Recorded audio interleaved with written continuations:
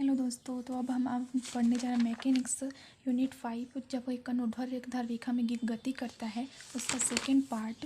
तो उसमें वेग तथा दूरी के बीच संबंध देखते हैं। तो समीकरण 4 से लेते हैं। ए को हम डी स्क्वायर एक्स बटा डी टी स्क्वायर बराबर जी बटा कैपिटल वी माइनस वी लिख सकते हैं, के फॉर्म में लिख सकते हैं। उसके बाद फिर इसको दो भाग में तोड़ते हैं, D X by D T D we by D X. तो ये D X by D T V कहलाता है, एज इट इज़ है।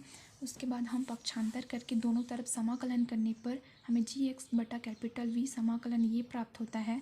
फिर हम समाकलन करने पर हमें जी बटा capital V x is equals to minus v minus capital V log capital V minus we plus c हमें पांचों समीकरण प्राप्त होता है। प्रारंभ में x is equals to zero v बराबर जीरो, अतः समीकरण 5 में हम रखते हैं जीरो इज इक्वल्स टू, तो हमें सी का मान प्राप्त होता है। सी का मान को हम समीकरण 5 में प्रतिस्थापित करने पर हमें जी बटा capital V x is equals to minus v minus capital V log v बटा v minus v log v प्राप्त होता है।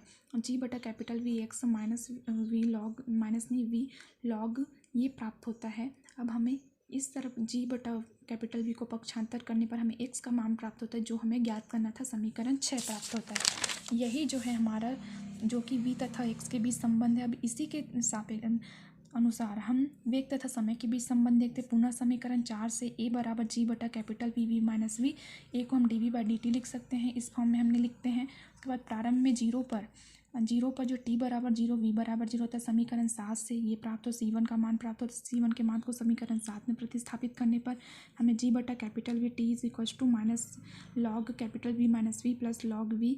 अब इसको इस बार रखने पर हमें लॉग के फॉर्मूले से लॉग कैपिटल वी बटा कैपिटल वी माइनस वी प्राप्त होता है। इससे हमें जी बटा कैपिटल वी को इस तरफ पक्षांतर करने पर टी इज इक्वल्स टू हमें समीकरण 8 के मान से ये मान प्राप्त होता है, जो कि वी तथा टी के बीच अभिष्ट संबंध है। धन्यवाद।